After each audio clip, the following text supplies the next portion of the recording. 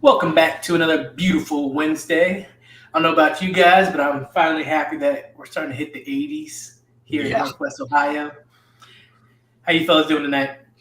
Doing good. Like you said, it just would not get above 65 for like multiple weeks. Just would not do it. The past couple days, it's been in the 80s. It's a pay-per-view week. What more could you ask for, boys? We're off to a good start for sure. Kev, how are things down in Columbus? Oh, pretty good. Yeah, we didn't have spring here either, so it's been an adjustment. You know, last week you had the heat on. Now it's time to ramp it up with the AC. But I'm ready, boys. It's a big weekend for the UFC and a weekend that the WWE wishes was big, but it's not.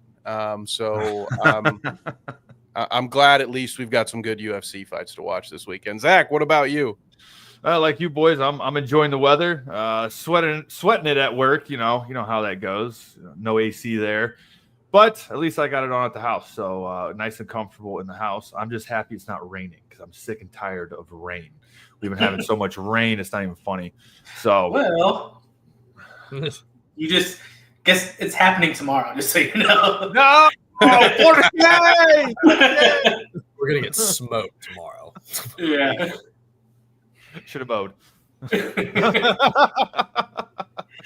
It's funny. Wait. But yeah, enjoyed the weather today as I sanded my cabinets more and I need to do that. It's done. So adult. But I know. It was my wife's brilliant idea. I got conned into helping now. But as you said, it's a beautiful weather and a beautiful UFC 316 fight night on this weekend. So there's some banger of some fights here. From last weekend. Oh my gosh, dude. They ended. So for those of you who might not have heard, they ended with 9 fights because the main event stopped like right before they started playing Macy Barber's walkout music because she had a seizure backstage. Mm-hmm. It's crazy. That's just crazy. They didn't get a main event. There were 9 fights. Main event fell apart literally last possible second. So it just kind of a disaster of a weekend from a UFC standpoint. But they're rebounding with this card, guys. I'm looking at this top to bottom, and it's just like every fight in here I want to watch. Like, there's not a single fight here where I don't know half of them. Mm-hmm. Yeah, it's a star-studded card. But before we go, I want to go on a tangent. I know we didn't plan this, but with that seizure, do you think the excessive weight cuts have had anything to do with it? Yes. Yeah, probably. Definitely. And it sucks to see because Macy Barber, this might not have been a number 1 contender fight, but it was a high-level contender fight, man. Like, this really could have set her up, and now, obviously, it was out of her hands. Like, you don't want to send somebody out there after having a seizure. That's a good way for somebody to die, but, like, you just don't want to see that happen. She definitely should at least look into moving up. Mm-hmm. Because I believe that fight was 125, right? Yeah, 125. Honestly, if that ended in a finish, I think whoever won that would have went on to fight for the title. Yeah. It's possible. It's very possible. Yeah. But on tonight, what we'll discuss is we'll talk, because I always like, and I know Kevin likes to talk about it. We'll talk a little bit of Jon Jones, some Tom Aspinall stuff, because Tom Aspinall was on the Good Guy Bad Guy podcast, and then we'll jump into some 316, because I know we've got some, like you, Clayton, you've got some great fights on there that you can't wait to talk about. I know Kevin's got some stuff he wants to talk about. So We'll dive into that. Speaking of, so we'll jump right into the Jon Jones, Tom Aspinall. How many of you guys got to listen to him? I know you did. I know you did, Clayton, because you always do. What are your thoughts on Tom coming out and basically saying Jon Jones is just retired and he is the undisputed heavyweight champion? It's a good war of words, right? Like Tom knows that John's been traveling the world. He's been pretty active on social media about that. Like he was just in Thailand. He was wrestling in like a pool with some guys in Dagestan not that long ago too. Like he's going all over the place. So Tom, smartly in my opinion, was like, yeah, he's on his retirement tour. He's done. I've been upgraded to undisputed heavyweight champion, and here we are. Happy retirement, John. So like, do I think Jon Jones is retired? No, not at all. But I do think that was probably a good idea by Aspinall to at least poke at him a little bit and just as like, hey, I'm getting, because he hasn't fought in almost a year too. Yeah, since last July. So like, he's only 32, which is a baby in heavyweight years. Uh-huh. So he's probably getting irritated, and I don't blame him. So good on Tom Aspinall.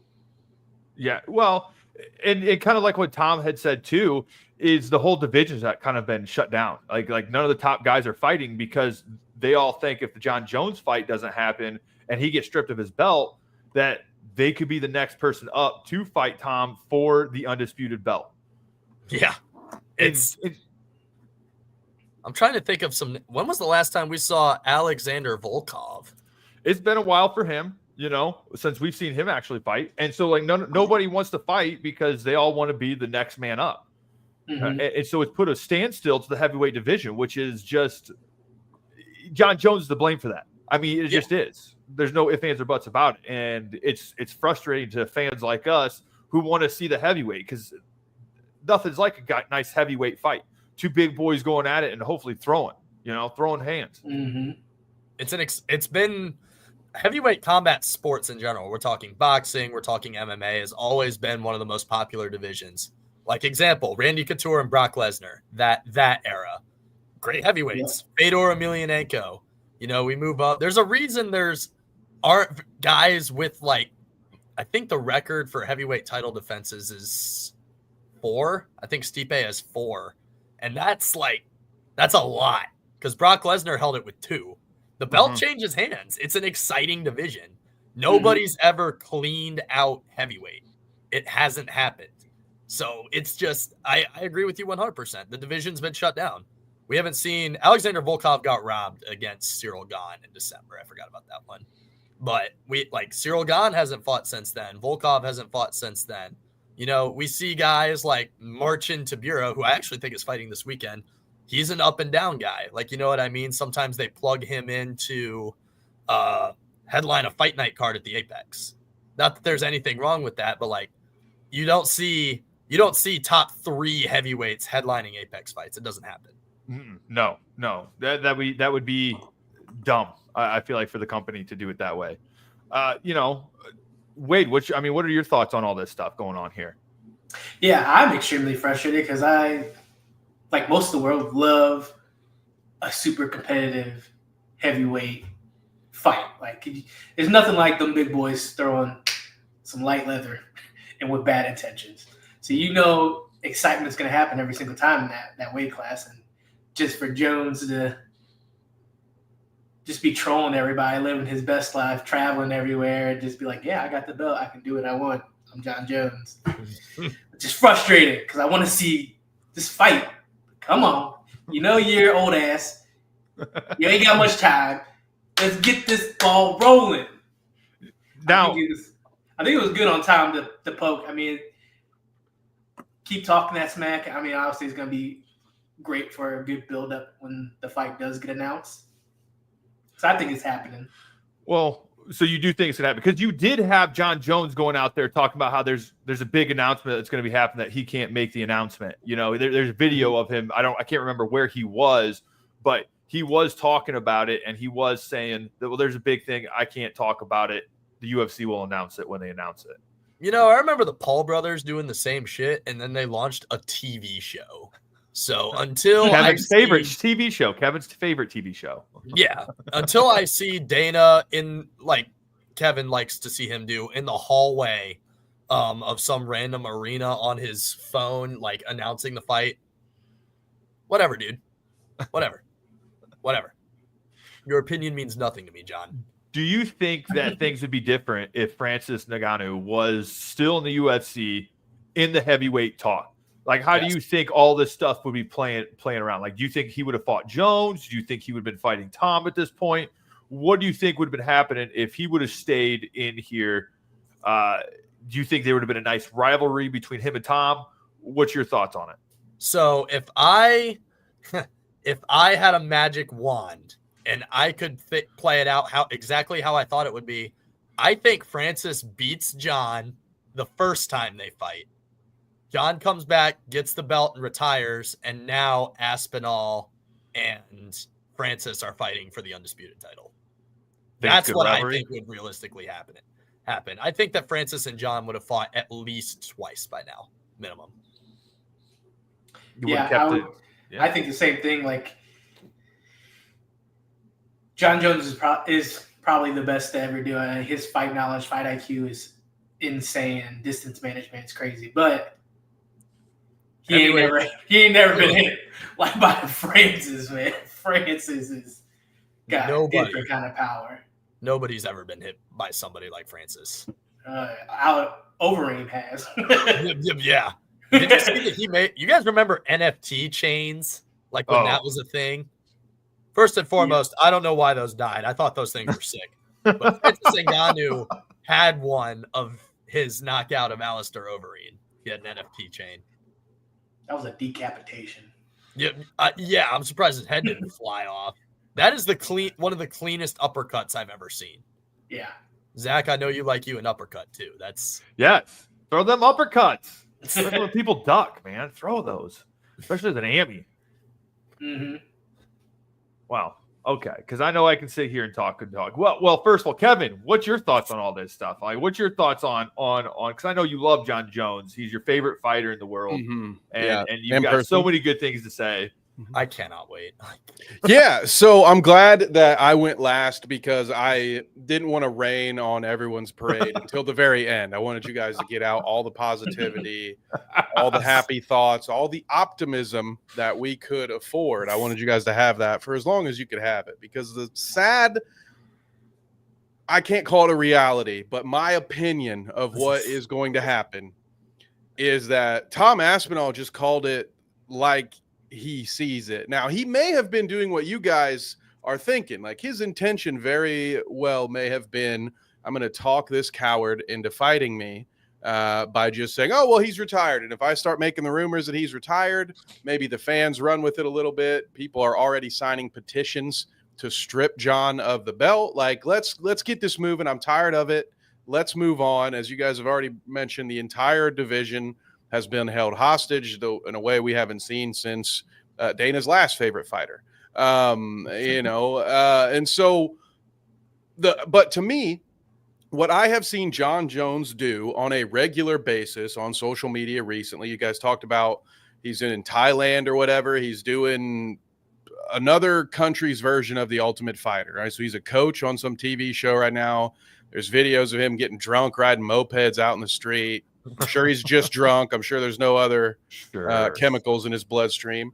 No good influence, Jon Jones. Yes. And meanwhile, he's interacting with people on Twitter talking about how his goals are to build a bigger following and essentially have this little media company thing going on. I think that the reality of the situation is Jon Jones is going to milk this for as long as he possibly can. And he'll inevitably get burned by it, because you can only do this for so long before you'll have go away heat, go home heat, as they call it in wrestling, where there's a right amount of hatred that will get people to want to pay money to see you get knocked out. But eventually you get to a point where people would pay money for you to go away, so you quit ruining the thing that they love. You know, you're talking about a sport. We talk about this a lot with the ticket prices and everything. Like, this is a working man sport, all right? These are people, a lot of the fans of this sport who work hard all day, every day. They're not millionaires. They're not billionaires, despite who the UFC wants to fill their arenas with. It's just everyday people who are probably getting really sick and tired of this dude not doing his job. And he is the heavyweight champion of the world, the most important title to a lot of fans, and he is ruining their favorite sport. And I just can't see how you can get away with that for much longer. But I honestly believe that Jon Jones has no intention of fighting, but he will lose money as soon as we all know that. So it's in his best interest to draw this out.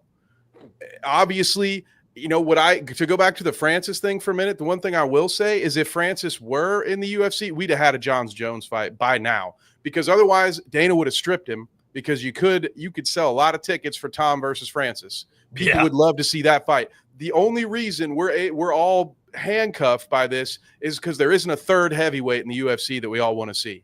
Like, if there was just one more guy who could sell pay-per-views, Jon Jones would be out on his metaphorical ass, hanging out in Thailand, doing whatever he's doing, probably making good money and doing what he seems to want to do, which is just be an influencer, which is fine.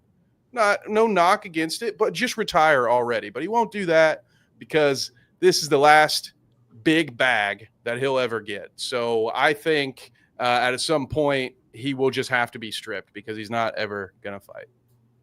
Agreed. You know, I got curious to look up the current UFC heavyweight rankings, because I never thought of it like that, right? Like, there's nobody else he could really fight. And Kev, that's 100% accurate. Like, I'm looking down here, Tom at 1, obviously. Cyril Gane has lost 2 heavyweight title challenges now. Lost to Francis, lost to Jon. He's not going to do it. Volkov coming off a loss, even though Dana came up to him, shook his hand like, hey, you got robbed. You don't, probably not. Sergey coming off of a couple of losses now, including one to Alexander Volkov, who's above him. Curtis Blades got knocked out by Tom. Jonathan Almeida just got beat not that long ago. Sergey Spivak, notoriously up and down. Tabura, up and down.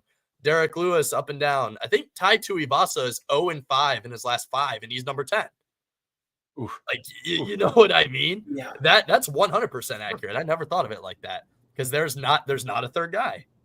There's just not. All he'd have to do is dangle one other fight, and then Jon would say, wait a minute, that's my bag. Right. No one can have no. And then he'd be unretired. But we don't have that, so here we sit in a stalemate. So maybe Brock Lesnar comes out of retirement. You know, that'd be so funny. Oh my God. The only fight that I think I would want to see more than Tom Aspinall versus Francis would be Fedor versus Brock Lesnar. That might be the only heavyweight fight ever that I might have wanted to see more than this, because they were in talks to do that at one point at Cowboy Stadium, but the UFC couldn't get it done. Brock Lesnar versus Fedor at Cowboy Stadium, that would have been nuts. It's going to have to be a heavyweight. It's going to have to be a heavyweight fight at AT&T Stadium. That's just how it's going to have to be. I feel like nothing against the other divisions. It's just, I don't even know if Conor could do Cowboy Stadium anymore. I don't think it could happen. Oh, anymore? No. Maybe in his prime, he might have been able to get away with it when he was double champ, and if he was actually doing it the proper way of going back and forth between the two and being able to defend it, he could have sold that place out, because just him talking could have sold it out. Yeah, but easily not now. Maybe President McGregor. Conor Habib fight could have sold that out, I believe. Yeah, that might have been able to get that done. Wait, what'd you say? Conor Habib fight, that could have got it done. Yeah. There was so much hype behind that. Dude. There's a lot of drama behind that too. Yeah. A lot of drama. Well, you know, as much as I like to keep on talking about Jon Jones and Tom Aspinall in the heavyweight division, because Jon is even starting to infuriate me, even as a fan, let's move on to UFC 316. Yes. Great. This main card is stacked for sure. I'm excited. Building up though, early prelims, there aren't a whole lot of names that the regular fan would know, but in the prelims, Chaos Williams always brings the heat. That's like the greatest name in the history of combat sports. He's not not a wrestler. He's a stand and bang guy. Favorite. Yeah, super fun to watch Chaos Williams. Sergey Spivak, like we just mentioned, up and down guy, notoriously thin heavyweight division, so they're going to try and get somebody a win. This Waldo Cortez Acosta, I believe, is from the Contender Series. Okay. Looking to build him up. They like when Contender Series guys win. Then just moving on up, Bruno Silva, Joshua Van. Those are two really skilled flyweights. So that's a great fight to transition into the main card, boys. Vicente Luque versus my boy Kevin Holland. I think Kevin's finally committed to staying down at 170. Hopefully. Stop being an idiot. If you want to make more money, stay at 170. I think that this is at least his third fight this year already. At least. Yeah. Hold on. I'm gonna look that up. Kevin Holland is just forever gonna be one of those guys that doesn't care if he wins or loses. He just wants to make money. Yep. UFC 311. Go ahead. Sorry, Wade. Yeah, he fought RDR in January. Then he fought Nelson in March. Now this will be the third one. Yeah, and when he stays at 70, he's better. 14-10 in the UFC, had his ups and downs. Like I said, when you make a career out of taking short notice fights and fighting all the time, that's just kind of what tends to happen, right? Mm-hmm. Like Jeremy Stevens, Clay Guida, Cowboy, Jim Miller, none of those guys were ever a champion in the UFC. Clay Guida had the Strikeforce belt for a little bit, but nobody else was a champion in the UFC, and that's just going to happen when you fight all the time. Mm-hmm. So very much so looking forward to that one. I like Kevin Holland there, though. Vicente Luque is starting to show his age. He was in a lot of wars. Had a great fight with my boy Brian Bam Bam Barberina. For those of you with Fight Pass, go check that one out. That was certified slobber knocker, as the kids are saying nowadays. Those dang kids. But moving on up, we got the bantamweights. Patchy Mix finally making his way over to the UFC. Coming off of a split decision win versus Mario, and he's fighting Mario Bautista. Mario Bautista is a fun fighter to watch, man. He's been around for a while now. Got some good wins in the UFC. His last one was a split decision over Jose Aldo. I had Aldo, not going to lie, close fight, but hey, he got the W, right? That's what matters in this sport. You just got to win. Mm-hmm.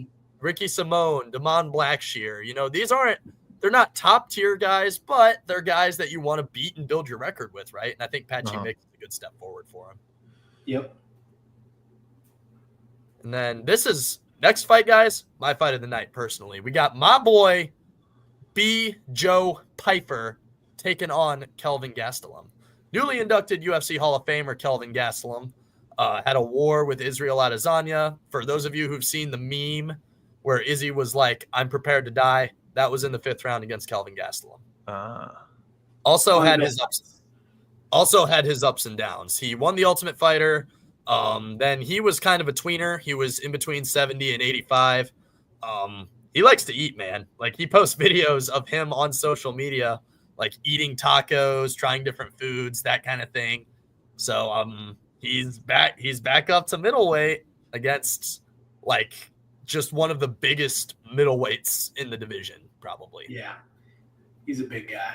Joe Pyfer's just an animal, dude. I love Joe Pyfer. He's gonna bring it.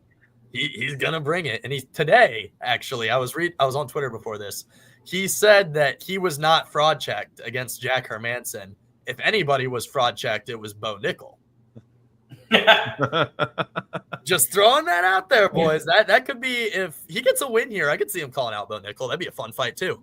Oh, but yeah. Kelvin's a tough dude. Obviously, Joe's a tough dude. So this has fight of the night written all over it for me personally. Yep. Love that. Yeah. Everyone's least favorite fighter, Juliana Pena, taking on Kayla Harrison in the co-main event, women's bantamweight title on the line. Nobody likes Juliana Pena. Like, come on, let's get that out of the way. She's just dumb and annoying. Oh, I want to call Amanda Nunes back out. Let's bring her out of retirement. Fight Kayla Harrison, you moron. Yeah. Like, no, fight Kayla Harrison. First and foremost, Kayla Harrison, Ohio. Shout out. But Juliana Pena, just annoying. Nobody likes her. She runs her mouth. She's got a good ground game, but like Kayla Harrison won 2 Olympic golds in judo. Like that's not going to matter. Did you have Pena winning that split decision against Pennington? No. I didn't have Pennington. Bias is likely in the way there because I really do not like Juliana Pena, but I mean, she got her hand raised. She convinced 2 out of the 3 people that mattered that she won. So whatever, man. Hopefully she'll lose her belt. That would I don't always trust the judges, though. I don't always. That's why I don't like fights going to the judge. Everybody go back and watch Fight. Go back and watch it. That night cost Raquel Pennington a lot of money. Oh yeah, lot of money. Yep. But moving on up, Kev, we're gonna start with you. Merab, Jon, 2. Let's do it. Well, guys, as far as before, I guess I give you my prediction. I found myself in a little rabbit hole during the week because I saw a video come out on YouTube from an MMA channel that essentially, broad strokes, accused Sean O'Malley of being essentially the UFC's version of an industry plant, to pull from a musician term. And he went on to make this argument of, hey, Sean O'Malley, kind of right place, right time. McGregor was not completely inactive at the time. And Dana saw this striker with an Irish surname and said, oh my God, I have the next Conor McGregor, and I'm going to do everything that I can to make sure that the world sees that. He then went through the different matchups in Sean O'Malley's career, and there have been a few that seem like they were slanted a little bit in his favor, potentially. But so anyway, I dove down this rabbit hole and started looking into it. I think even Aljamain, when Sean called him out, Aljamain was saying stuff like Uncle Dana can't babysit you anymore and stuff like that. So even other fighters have accused this of being a case. And, I started thinking about the fact that we haven't seen Sean since the last time he fought Merab, and how frequently do any UFC fighters get that treatment where you lose the title fight, you just get the rematch without having to fight anybody else. So I was wondering what you guys thought about, maybe not necessarily, because I don't want to take anything away from the dude's talent. I mean, go pull up his highlights. You can see that he's done some really great things in the octagon. But do you think there is something to this idea that the UFC really, really wants Sean O'Malley to win as much as possible so they can – we talked about it before, that there's not really a face for the brand right now there. And I'm sure they would love it. I don't know if they would hate it if it became Sean O'Malley. Do you think they're trying to manufacture that at all? Yes, 100%. Sean O'Malley is a manufactured star. You hit the nail right on the head there. I've always thought that. He's got a lot of great fights. He's got face tattoos. He's got colored hair, a social media presence. Like, why would the UFC not want to have that guy as their number one, right? Like, he's outgoing, he's fun, he drives a pink Lambo. Like, come on, Snoop Dogg likes him, Yeah, and like, that's marketable. That was a right place, right time moment, right? O'Malley. Like everybody's gonna hear that forever now. And like like I said, the UFC wants him to be good. But come on, guys, let's be real. The guy has 1 title defense. He had 1 title defense against Cheeto.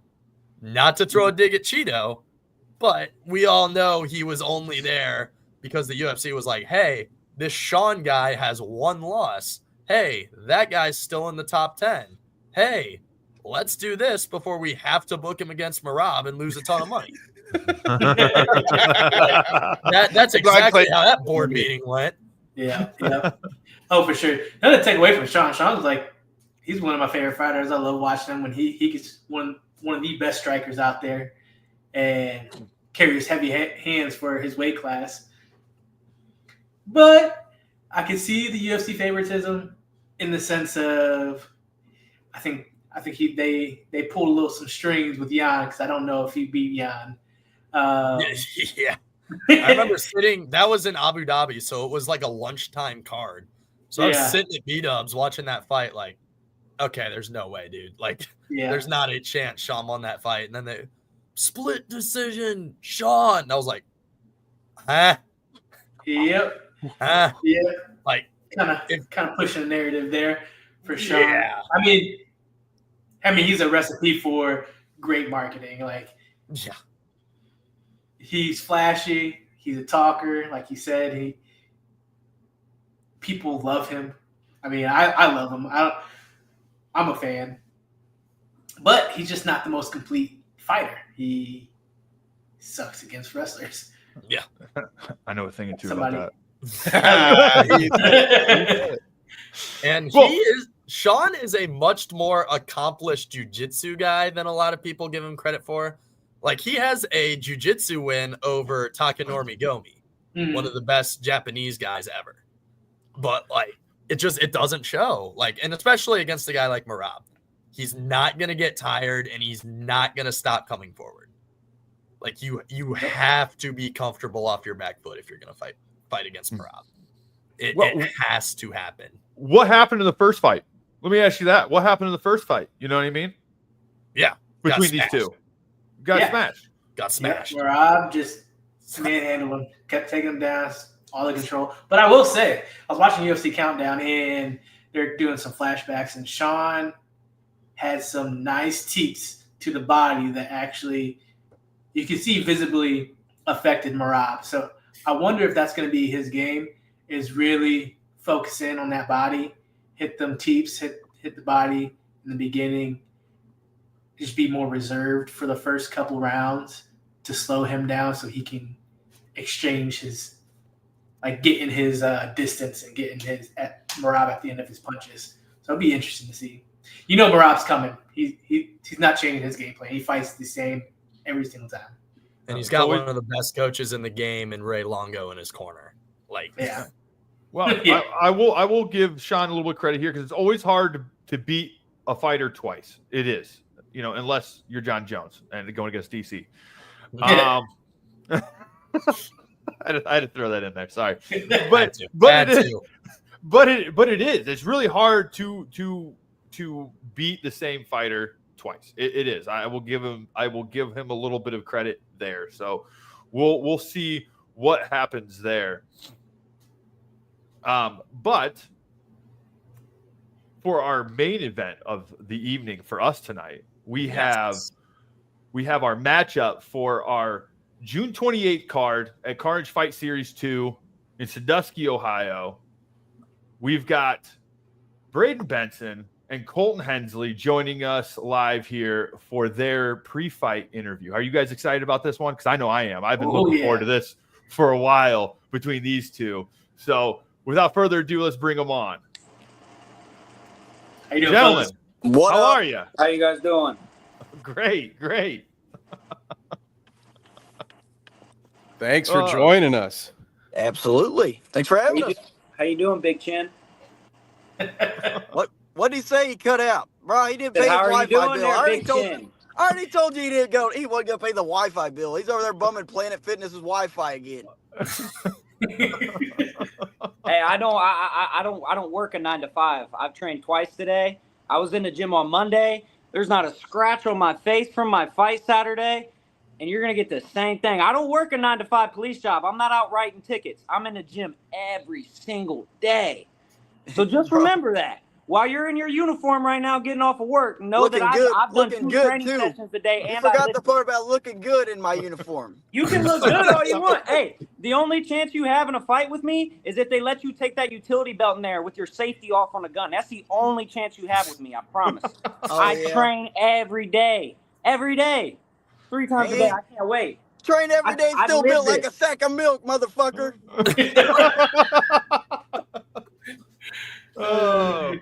Well, I can already see you boys are excited to fight each other. And I'm excited about that, Oh, I can't wait.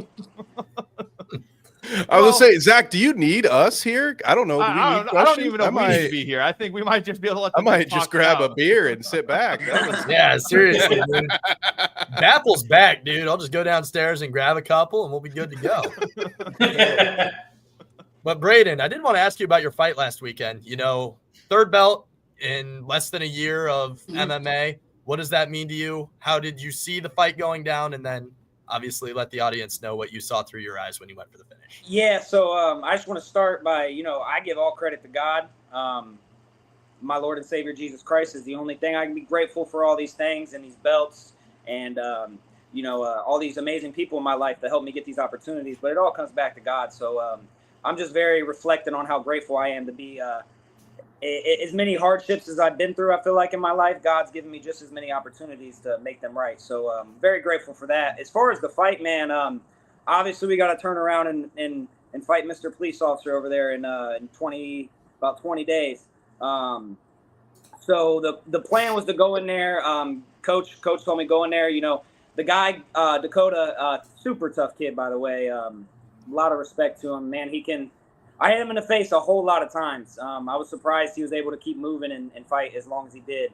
But coming into the fight, we knew that he had 2 back-to-back 11-second KOs against two different opponents. One of them being a guy, first duty fought, no experience really. But second duty knocked out was a purple belt in jiu-jitsu, multiple years of MMA experience. So obviously I'm respecting his power. And coach didn't want me going in there, and I'm a wrestler, man, but I like to bang. So I like throwing punches. I like trading. I love everything about MMA. But as far as this fight, since we had to, it's a little bit of a quick turnaround. Coach wanted me to go in and take him down and pretty much beat him up. So right off the bat, I knew he was going to come hard with that right hand because he did in all the other fights that I watched of him. So he came right down the pipe with it, right into the clinch.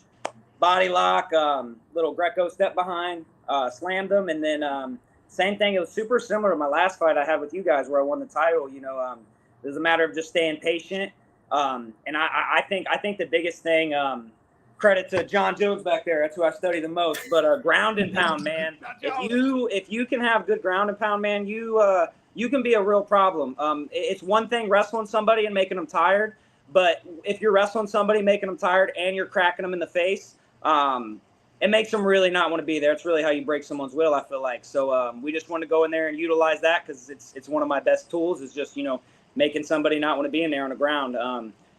I'm not big. I'll take the neck if it's there, but I really like to inflict damage and break your will. So that was kind of the goal there, and it worked. It was actually coincidental. It was a 2-minute and 30-second finish, the same amount of time as my last fight. So pretty similar to the last fight, but we came in there with a game plan specific to him and to that fight. So yeah, it was a good fight, good weekend. We went 5-2 as a team, so pretty solid for us. I did go back and watch some of the highlights, which were a little choppy, probably because they use Combat Sports. Oh my gosh, it was terrible, bro. Yeah. Combat Sports is so on and off. They either do a good job or it's terrible.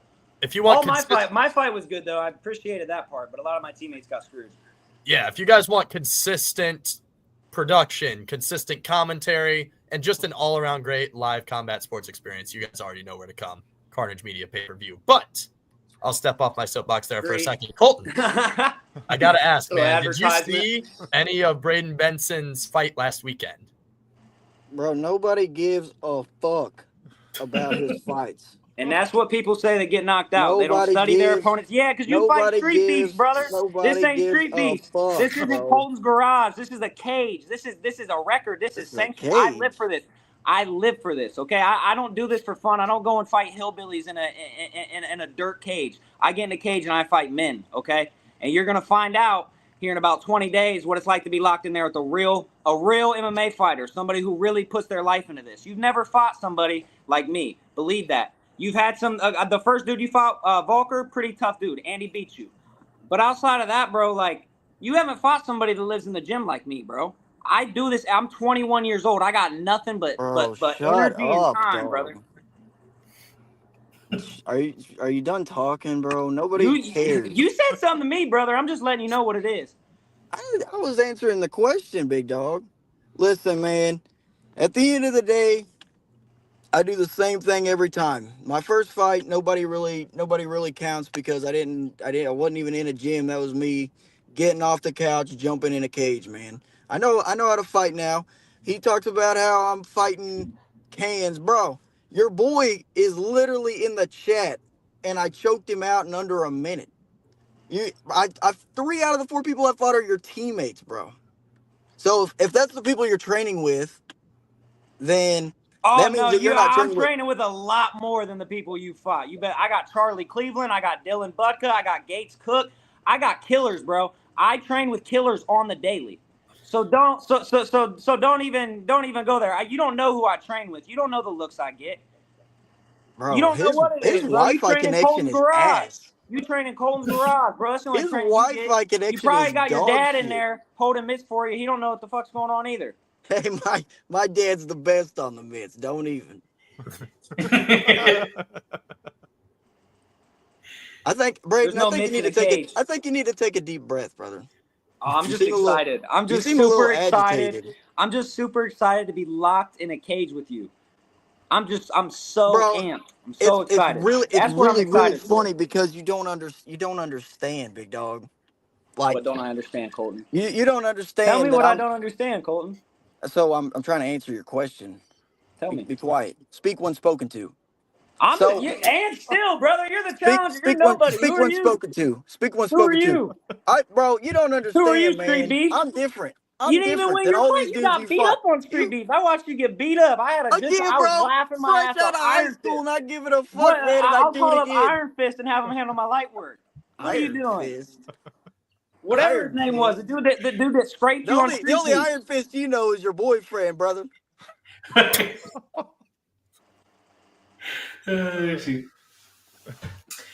Buy that Oh. pay-per-view twice, guys. That's all Yeah. I'm gonna try. Pre-order available. Going to be a good one. But Colton, we'll start with you for this one. What has your camp looked like? You know, obviously Brayden's got a ton of experience. He's been active, staying active. What has your fight camp looked like so far to prepare for him? Man, donuts and beer. That's what my fight camp consists of. Nah, I'm just joking, man. Listen, man, I'm always in the gym. We're working strength and conditioning. We do a lot of sit-ups, something Brayden doesn't really know much about. You know, man, I love sparring. You work out with your cop buddies in the gym that don't know what they're doing, don't you? That's who you Huh? work out with. You work out in the free community cop gym, don't you? Free community cop. Yeah, So with your look cop up buddy. look up on Google. Dude, you got a garage. I know you don't know much about Google. You got a garage. Get up on Google. Look up Derby City MMA. Look up their fighters. Look up Fight Factory. Where I don't know if I sound like a hillbilly, but I'm not a hillbilly. You keep dude, you're the one with the accent. You literally sound like you could be a main star on Trailer Park Boys, brother. Bro, I love Trailer Park Boys. Exactly. So call them up. They're doing Dude, cartoons now. Listen now. It sounds like you took that comment to heart. Maybe because you're actually in a trailer park. Is it? Come on, Brayden. Let I'm us in know. an apartment. It is, Are you it actually is a triplex. I am in a triplex apartment, but it's not a a trailer. triplex? Yes. Listen, man. Maybe one day when you grow up, you'll get your own house. But for now, you can sit in your apartment, man, and keep living off your Yep. $300 McDonald's sponsorship deals. And I'm gonna work a job. Still find time to train 3 times a day. Damn straight. Get Listen, bro, a degree, and I'm still gonna whoop everybody, your ass in 20 days. not everybody. I'm a survives juggler, off brother. these shitty You're a sponsorships. cop. You're You're an sitting in amateur the fighter. cop car right now, You're brother. an amateur. You haven't done nothing today, but you haven't done nothing today. You but don't write make tickets. any money. You don't make any money. What are you talking about? You are an amateur fighter. You're living off of these bum ass. I'm sorry. I made Sponsorship $1,100 on my last fight in sponsorships, brother. Who don't make money? Have you ever had? Do you know what a sponsorship is? You made No. over a You grand. don't know. Oh You my don't know how to goodness. hustle at all.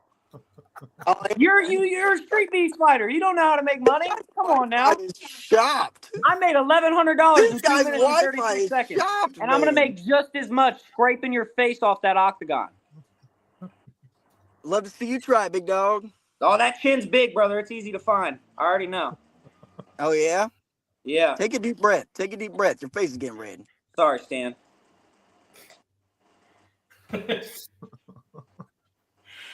Hey, Zach, real quick, though. I heard you talking about Brock Lesnar. Check out my Funko Pop. I did see that. I did see that. I was going going to make a comment later. Yeah. Bring him out of retirement. Brock Lesnar. So, Brayden, I'll go ahead and flip that same question to you. Yes, sir. How have you been managing your training camp? You know, you've talked about training multiple times a day, throwing out some of the names of your training partners. What have you been working on to prepare for Colton?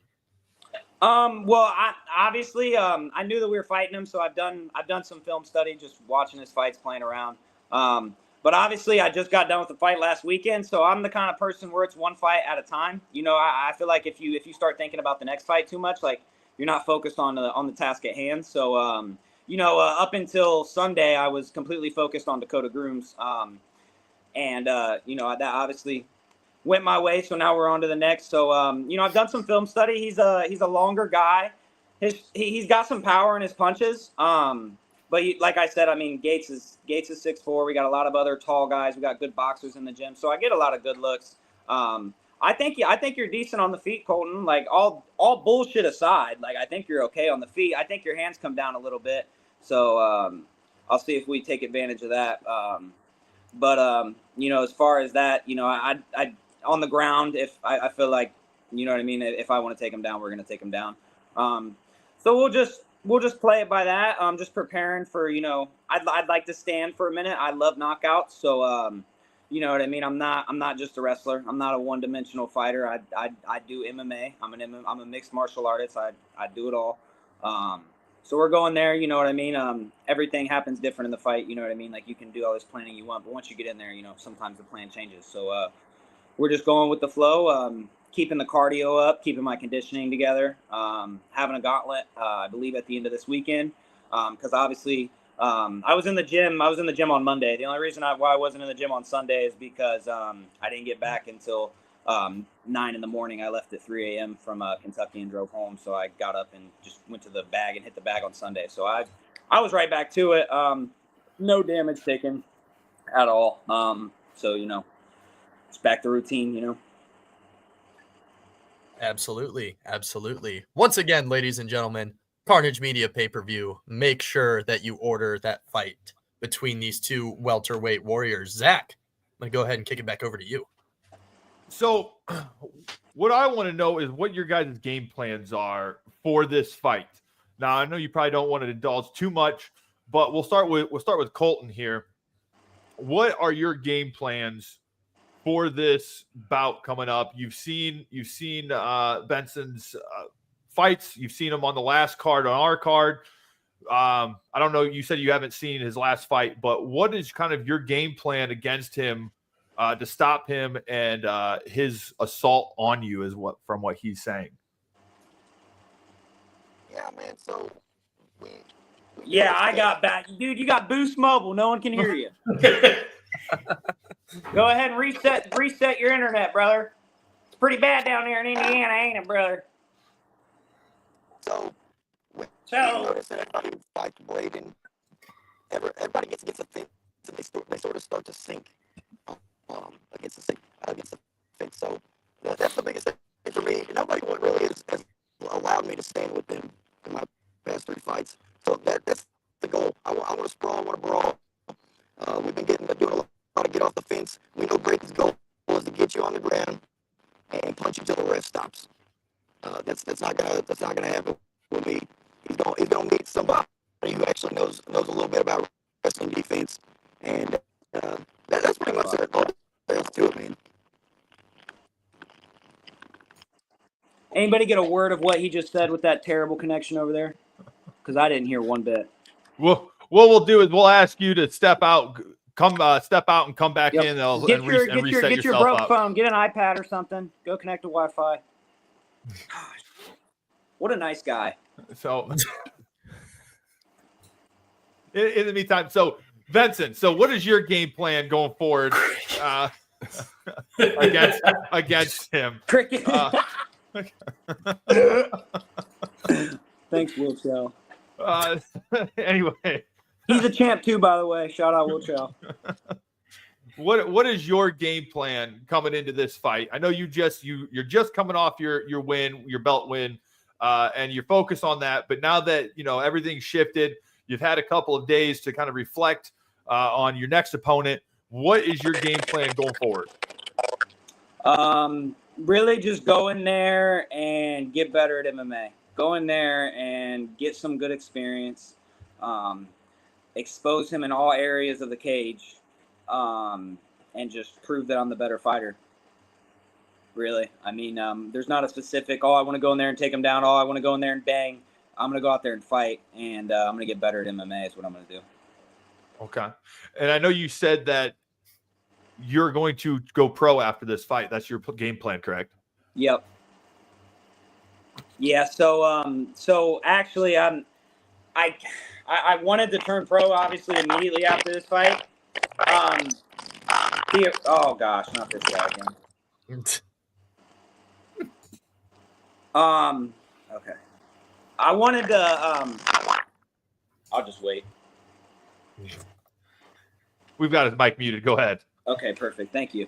I wanted to obviously turn pro right after this fight.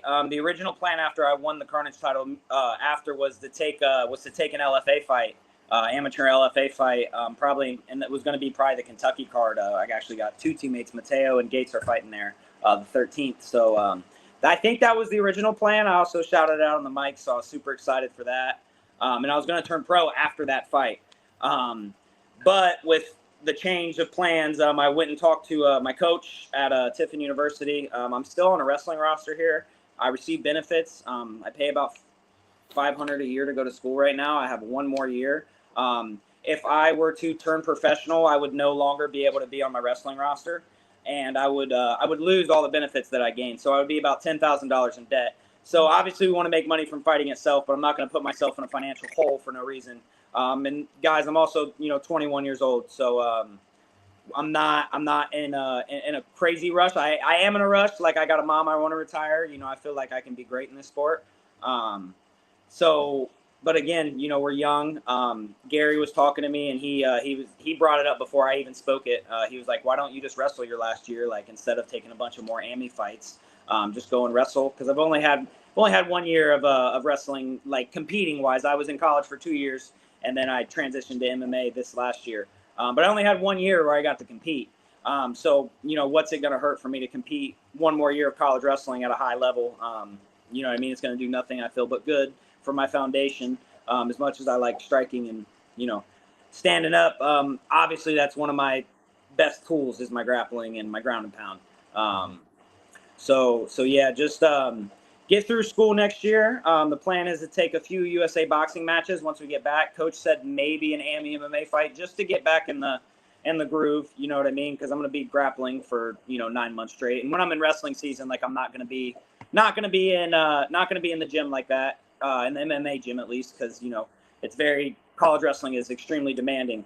So yeah, we'll get through there and then take some USA boxing matches, maybe one more AMI, and then we'll turn pro at 22. Okay. I know Wade probably likes that. When I found out I couldn't turn pro, that's when we kind of were like, well, let's just get two more belts, and then go through your last season of wrestling, graduate, get my degree, and then straight back to it. And I'm still going to be active. I'll get in on the weekends and stuff like that when I can. But obviously, for 9 months, wrestling will have to be a priority. So I won't be competing in MMA, unfortunately. In that time, I won't be able to turn pro, because just like if you see like NCAA football players, like, they're amateur athletes until they get to the NFL. No matter how good they are, you know what I mean? Like, some of them are good enough to be pros while they're in college, but you're not a pro until you get to the professional football league. So same kind of thing with this. If I were to turn pro in MMA, I would lose my roster eligibility, and you know what I mean? That just doesn't make sense. So understandable. Yep. And I know Wade likes that because Mr. Wrestler over here. Yeah, that's I'm always a wrestler, very good but I love, like I said, I'm an MMA fighter. I like to stand. I like the grapple. I like the ground and pound. I like the cage work, clinch work. I love all of it. I love fighting. Yep, that's what I like right there. I just think knowing how to wrestle, and it's kind of like Gagey. He can wrestle at a high level. He just chooses violence. Yep, because he likes it. Yep. And even like, not necessarily like, I don't even have to take you down, but if I'm fighting somebody, right, and I'm a wrestler, so you're gonna respect when I'm taking shots and stuff like that. So a lot of times, lowers hands at. Oh, lost him. We lost him. Well, I'll ask you a question, Colton. If you could just kind of reiterate what you had said before we lost connection on you. How do you think? What do you think you need to do to come out on top? Oh yeah. So our biggest thing when we watch film is we notice that Brayden he doesn't stay a lot, or he doesn't stay at distance for very long. He seems to want to get you to the fence, and everybody seems to like sink at one point. Like he just gets on top and then he punches until the ref stops it. That's typically how it goes. So our goal is takedown defense. Um, Takedown defense, and the good news about me is I got a lot of weapons off my back. I don't feel like a lot of the people that he's fought so far have a lot of weapons off their back like I do. So I think no matter where the fight goes, I'm comfortable. I just don't. The only thing I fear is that he just wants to hug me against the fence the whole fight. Nobody wants to watch that. Hopefully he'll actually stand, trade with me, and we get fight of the night or something. I know we all want to see that. Yeah. It's an MMA fight, brother. We're gonna do it all. All right, then. We'll see. Keep that same energy. Brother, my last 2 fights have been wrestling, dude. Every fight before that, I had a 9-minute fight that was on the feet the whole entire time. So How'd that go? I love to stand. Don't get it twisted. I'm not a hugger. Even when I do hug, I'm landing damage. So if I'm on top of you, that's worse than standing with me. It's gonna be a lot worse of a night. So you be grateful. You be grateful that I'm gonna give you a chance on the feet. And like I said, I think you're decent on the feet. I think you're a little bit sloppy from the street beefs. I think you fight like a street fighter somewhat, but so I want you to go into this fight watching only that footage and expect that version of me. No, I've watched every fight so far. I've watched every fight of you, and there isn't. I mean, obviously you've been doing it. That was a few years ago, right? So there's some improvement, right? But you still make a lot of sloppy errors, brother. And I'm gonna expose everyone. Name one. Name one. When you throw a left hook right hand, your hands don't come straight back to your face, and your left hook is low. You don't bring it right here. What fight are you referring to? The first fight with Volker. All you did with him was that was before I joined the gym, man. It's hard to go off of that. And there's not much film on the other fights, so that's what we got. Yeah, that's how typically how my fights go. You know what I'm saying? No, same. Everyone's a finish for me, brother. I haven't had a submission yet. If you think I'm hugging you, you're crazy. All right, let's see it then. Oh, you're gonna see it. I'm loving it. No, you're not gonna see it. You're gonna feel it. You're gonna feel it in your jaw when I doubt it, man. I'm really thankful for the opportunity, you guys. I'm really thankful. This is one of my many side hustles I like to do. Now he's humble. I've always been humble. I always stay humble. No, you're not, bro. I wouldn't have been disrespectful from the jump. You got on a podcast, started talking crazy. So you're the one that made this disrespectful. So don't put the humble. No. So if I recall, you were the one who was ducking me. You were saying you wanted to fight at LFA. We did. And if you didn't have Boost Mobile Wi-Fi and telephone service, you would have heard because you kept getting kicked out of the stream. Didn't you just leave the stream like 5 minutes ago? I got a phone call. That's not trashy service. I'm sure, man. So, anyways, yeah, no. In all honesty, I'm really thankful. This is one of my many side hustles I love doing. One day, so exactly why you're gonna lose because this is my life. It's gonna be really. It's gonna be so funny. Finish your spiel. It's gonna be so funny when you lose to me, and this is like just a side gig for me, dog. Yep. Like that. How embarrassing would that be, huh? Which is probably gonna happen. Probably. There's doubt in everything you say. I already heard you say you were scared of something with me. I'm scared he's gonna hug me. I'm not scared of anything with you. I'm scared you're gonna make it boring. There and fight. I'm not scared of anything. I love fighting. I have no we got tax-paying citizens who actually work. We got tax-paying citizens that actually work coming to see a fight. I'm scared that they're gonna waste their money. I'm gonna scrape your face. They're gonna waste their money if you're gonna have marks on your face from it rubbing against the mat in the cage wall, and you're gonna be running from me.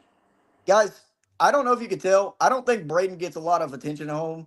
So no, I do live. I got a dog. I do live alone though. Man, we know. It's okay. But still, it's just this isn't normal behavior for him. He's just amped up. He isn't used to talking to people, so everybody please forgive him. Because all I think about is violence, brother. I don't have a family at home. I don't work a That's 9 to 5. weird. I think That's about weird. violence. Yeah, it is weird. I get That's off on weird. violence. I get off on violence. That's not normal behavior. You're right. You're What? right. But you know what? It's That's going to make me $1 million. weird. That's not normal behavior. Oh my gosh. So the thing is, Brayden's one of the people that I deal with at work that we have to take to the hospital. And I'm being dead serious. Yeah, like I said, you're going to need your utility belt. You better hope and pray. Safety off. All right? That's your only chance. Okay. Ready to draw and fire immediately. You better keep me away from you. Bro, you definitely lose. Kev, I just want to give you an option to ask any questions. Guys, I'm sitting over here Kev. thinking like, I wish I had a different layout for us so I could just have these two on a big screen and like the 4 of us running the bot. I'm over here doing producer things like, oh man, next time we have a face-off like this, because we don't need to be up here right now. Honestly, we just need to let the tape run. These two are doing a fantastic job of selling this fight. I can't wait. Like, this is another reminder that I have the best job in the world, getting to call this fight. So, geez, I don't even know what to ask that we haven't already gotten into, man. This is Zach, bail me out here. Jeez, Hey, Kevin, I got a question. I got a question for you, Kevin. I thought you were a Colts fan. What's the Raiders? I am a Colts fan. I'm just repping my buddy. This was a gift from my dear friend and Bite Size Sports contributor, Sean. He's a Raiders fan. So this is a work hat, you know. Okay. Yeah, no worries. No, all Colts and all Pacers, by the way. So no one in this state likes me right now. Yeah, Pacers in 6, man. Pacers. Let's go.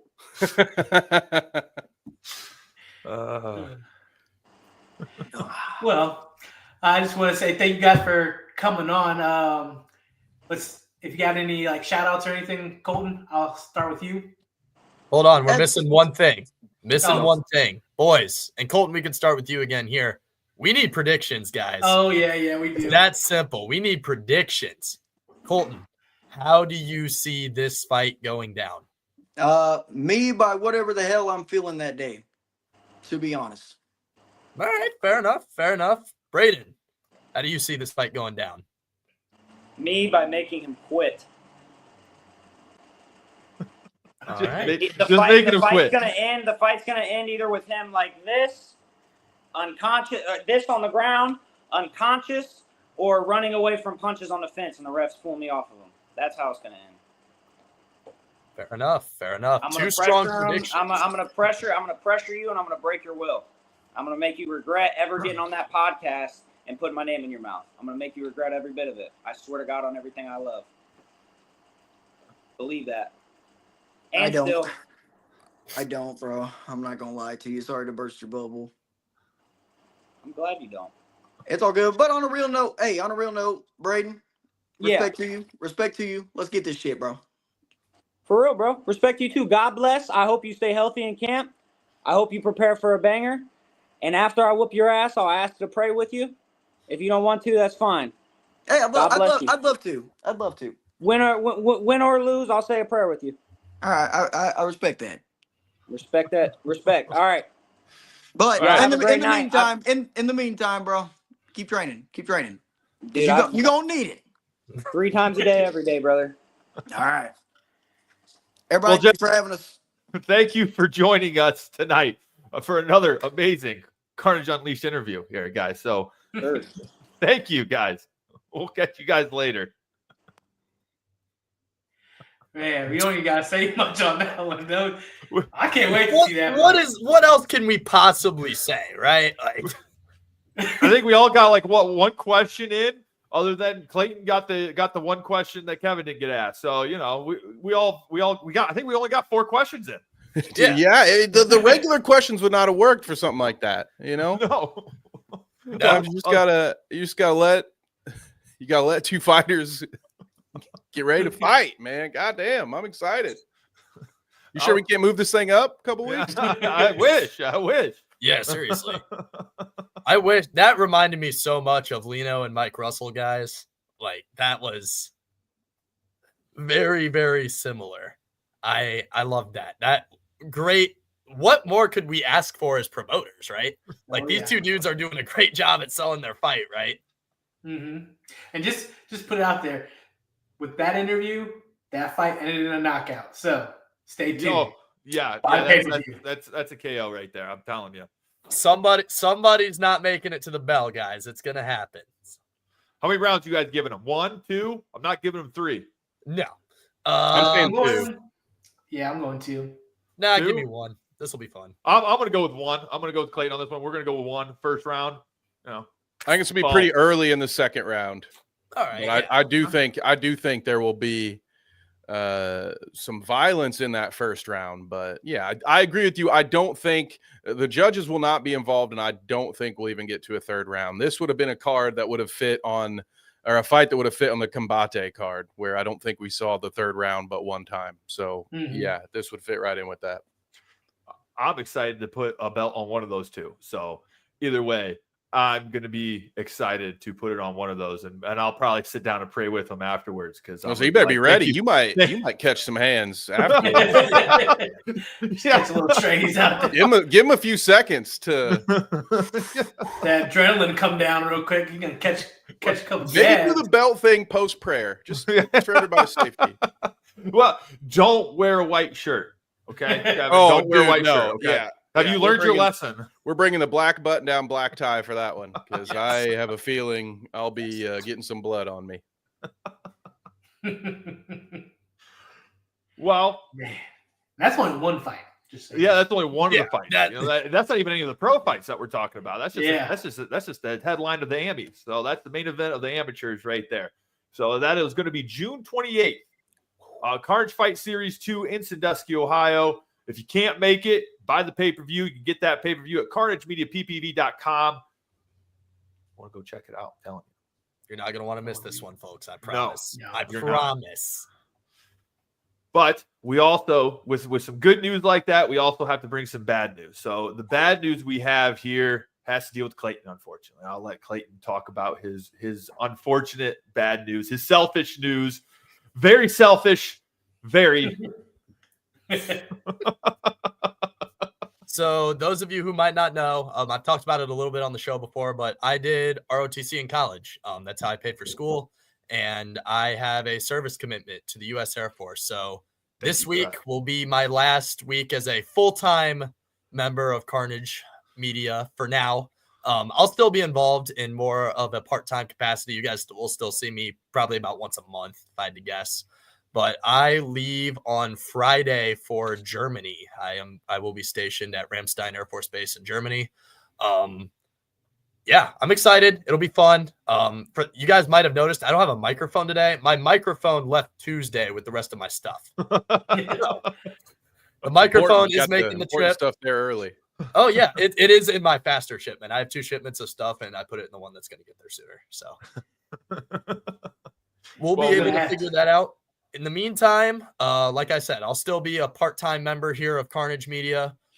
That won't change. My involvement will be the same. When I get back to America, I'll be over there for 3 years. So whenever I get back to America, and hopefully on a better timeline with the rest of the guys, I will be back.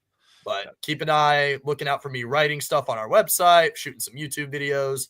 The UFC goes over to Europe a couple times a year, so you best believe I will be at multiple shows here in the next couple of years. So I'm excited. Like I said, this isn't goodbye. This is just a see you later. And we thank you for your service. Thanks, yes, guys. Absolutely. Yeah. So with his goodbye, Kevin, where can they find you, buddy? Oh, well, you can find me over on Bite Size Sports, as well as, honestly, if you're football fans, go check me out on Saturday, 6 p.m. kickoff. The Lima Warriors have another home game. I do all of the play-by-play work there. Brought to you in part by our good friends at Carnage Media. So thanks to you, gang, for the production assistance. So yeah, the next 2 Saturdays, I'll be calling some football. If you're local and you're into the semi-pro scene, go check it out. And if not, go watch it for free on the Lima Warriors football Facebook page. But other than that, You can just find me on Twitter at @KevNevick_ for any updates. I do a bunch of other randoms. I do a show every night of the week, so that's why I got to keep my hat game rotated. That's why I got to wear hats from teams I don't even root for. Otherwise, it looks like I don't change clothes. There we go. I will wear it. I'll do it. I got no love for the Raiders. Why aren't you wearing any Notre Dame stuff? See, that's what I'm mad about. There's no Notre Dame stuff, and I know you are a fair weather fan, Notre Dame fan now. I know you used to be a big time, and now you're fair weather because you don't want to be disappointed. But that might change. That might change now. That's certainly fair. I mean, hey, listen, you call it fair weather fan. I call it getting over heartbreak and establishing boundaries. And that's what I've done with the Notre Dame football team. I mean, it's only been 40 years since they don't deserve my unconditional love at this point. They have to earn it from me. But yeah, no, I've got a Notre Dame hat or two back here. We'll save it for the fall. Well, you can find me here on Carnage Unleashed on Carnage Media YouTube channel. Or you can always find me running around during the Carnage Fight Series if you want. If you buy the pay-per-view, which you can get that at carnagemediappv.com, which we'll have the next show coming up June 28th. And we also can announce already, because we've got that finalized, we will have another show that we will start booking for here soon in August, located in Findlay, Ohio at the Cube. And that is going to be August 23rd, if I'm not mistaken. Wade, I'm just trying to think off the top of my head. I'm pretty sure it's August 23rd. Hold on, let me bring up the calendar real quick. That's correct. June, July. August 23rd. August 23rd is it? Yeah. Hey, listen, we've got so many dates sometimes that they kind of blend together, because I know we've got a Carnage Media all boxing show coming up in July. The 26th. I've got you on that one. 26. Yep. Okay, yes. That's a Friday show? That's a Friday show. 26th. Yes, that is a Friday show. No, that's September. I'm looking at September. Look at me. I'm flipping through my calendar and I'm on the wrong day. That's August. There's July 26th. He's right. That's a Saturday. Bro, I thought that was a Friday show too. That's my bad. Yeah, see? This is why I keep these guys around. They keep me in check. Otherwise, I'd be going crazy over here. So we've got lots of stuff coming up. We even have an all amateur card coming up here soon too. We can't announce that yet. We don't have anything finalized, but keep an eye out on that. So we have plenty of MMA shows for Carnage Fight Series coming up. If you're interested in fighting on those, contact us, because we'll get you booked. And if you like to watch them, stay tuned. Wait. Well, I think you've said it all. CarnageMediaPPV.com if you want to buy the pay-per-views and stay up to date on what shows are going to be coming next here at Carnage Media, as well as Carnage Unleashed, Wednesdays at 7:30 p.m. And I hope you guys have a great night. See you guys later. Farewell.